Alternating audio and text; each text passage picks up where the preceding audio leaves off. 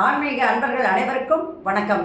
உங்களை எல்லாம் இந்த ஆன்மீக சேனல் மூலியமாக சந்திக்கிறதுல நாங்கள் ரொம்ப சந்தோஷப்படுறோம். நாங்கள் போகிற வீடியோலாம் உங்களுக்கு பிடிச்சிருந்தா நீங்கள் லைக் பண்ணுங்கள், ஷேர் பண்ணுங்கள். கொளத்தூர் பாபா டெம்பிள் சேனலுக்கு நீங்கள் சப்ஸ்கிரைப் பண்ணுங்கள். இன்னைக்கு திருவம்பாவை பாடல் 16 சொல்லி அதற்கான விளக்கங்களை சொல்ல வந்திருக்கேன். வாங்க இப்போ நம்ம வீடியோக்குள்ளே வரலாம். திருவம்பாவை பாடல் 16. முன்னி கடலை சுருக்கி எழுந்துடையான் என்ன திகழ்ந்தம்மை ஆளுடையால் இட்டிடையின் மின்னி பொழிந்த பிராட்டி திருவடிமேல் பொன்னன் சிலம்பி திருவுருவம் என்ன சிலை குளவி நந்தம்மை ஆளுடையாள் தண்ணீர் பிறவிலா எங்கோமான் அன்பர்க்கு முன்னி அவள் நமக்கு முன்சுரக்கும் இன்னருளே என்ன பொழியாய் மழையலோர் எம்பாவாய். இது பாடல். இப்போ இந்த பாடலுக்கான விளக்கம். இந்த பாடல்ல மாணிக்கவாசக பெருமான் இயற்கையையும் இறைவனையும் ஒப்பிட்டு கூறுகின்றார். மழையானது எவ்வாறு தேவிக்கு இணையாக பெய்கிறது என்பதை ஒப்பிடுகின்றார். கடல் நீரை எல்லாம் உறிஞ்சி முன்னி கடலை சுருக்கி எழுந்துடையான் என்ன திகழ்ந்தம்மை ஆளுடையால் இட்டிடையின் மின்னி பொழிந்த பிராட்டி திருவடி மேல் என்று சொல்லும்போது கடல் நீரை எல்லாம் உறிஞ்சி அந்த கடலை குறைத்து சிவபெருமான் அருள் செய்வது போல மழையாகிய நீ இந்த மண்ணுலகத்தில் பெய்து உலக மக்களுக்கு நீ நன்மை செய்ய வேண்டும் என்று மழையின் சிறப்பினை கூறி இயற்கையையும் இறைவியையும் ஒப்பிட்டு கூறும்போது எப்படி சொல்றாரு பாருங்க. பொன்னன் சிலம்பி திருப்புருவம் என்ன சிலைக்குலைவின் நந்தம்மை ஆளுடையாள் தண்ணீர் பிரிவிழா எங்கோமான் அன்பர்க்கும் முன்னி அவள் நமக்கும் முன்சுரக்கும் இன்னருளே அப்படின்னு சொல்லும்போது மேகம் பார்வதி தேவியினுடைய கருத்த நிறத்திற்கு ஒப்பாகிறது. இப்ப மழை வரப்போகுதுன்னு சொன்னாலே மேகம் இருண்டு வரும், மின்னல் மின்னும், இடி இடிக்கும், அதுக்கப்புறமா தான் மழை பெய்யும். இப்போ இந்த அழகான ஒரு நிலையை இங்கே குறிப்பிட்டு சொல்லுகின்றார் மாணிக்கவாசக பெருமான். மேகமானது பார்வதி தேவியினுடைய கருத்த நிறத்திற்கு ஒப்பாக கூறுகின்றார்.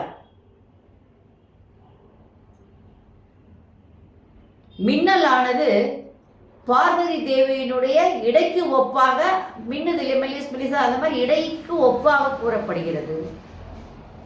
இடியானது பார்வதி தேவியினுடைய சிலம்பில் உள்ள சதகைகள் சத்தம் இல்லையா, அந்த சதகைகள் போல அங்கே இடிக்கின்றது. வானவில்லானது வளைந்த புருவம், அந்த தாயினுடைய வளைந்த புருவத்திற்கு ஒப்பாக இங்கே கூறுகின்றார் மாணிக்கவாசக பெருமான்.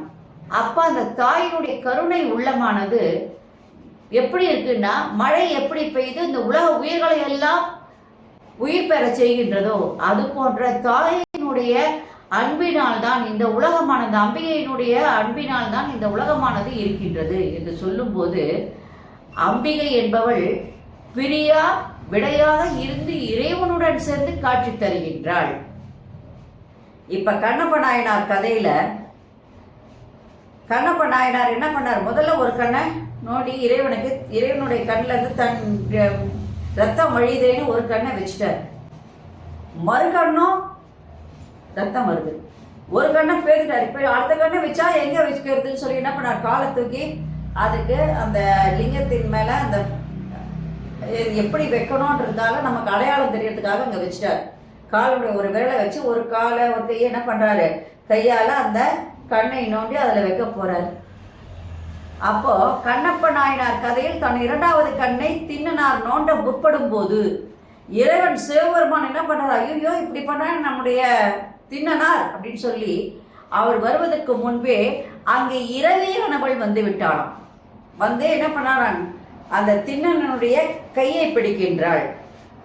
அவர் கண்ணை இறைவனுக்கு கொடுத்த காரணத்தினால் கண்ணப்பர் என்ற பெயரை இறைவன் வைத்தார். அப்போ அந்த திண்ணனார் நோண்ட முற்படும் போது தாய் சென்று அந்த கையை தன்னுடைய கைவலை ஒழிக்க அந்த கையை பிடிக்கின்றாள்.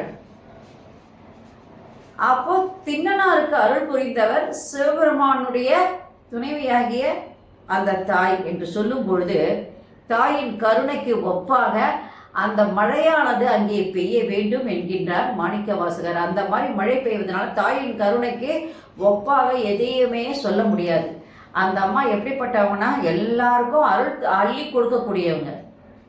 அதனால அந்த அருள் எப்படி அந்த அம்மா அள்ளி கொடுக்குறாங்களோ அது போன்று இந்த மழையானது தண்ணீர் பிரிவிழா எங்கோமான அன்பர்க்கு முன்னி அளவி முன் சுரக்கும் இன்னருளே, அது போன்று நீ என்ன பண்ணணும், முன்னாடியே எல்லாருக்கும் அருள் செய்ய வேண்டும் என்று கேட்கும்போது மழை பெய்ய வேண்டும் என்று அந்த மாணிக்கவாசகர் சொன்னாலும் விசாலாட்சி, மீனாட்சி, காமாட்சி என்பதெல்லாம் தாயின் அவதாரங்கள் தான். ஆனால் இறைவனுடன் எப்பொழுதும் பிரியாமல் இருப்பவள் காட்சி தரும் அந்த தாய் பிரியாமல் காட்சி தருகின்ற அந்த தாயான யாருன்னு கேட்டீங்கன்னா பிரியாவிடை ஆகும். மற்ற தாய்க்கெல்லாம் தாயினுடைய அவதாரத்துக்கு ஒரு பேர்.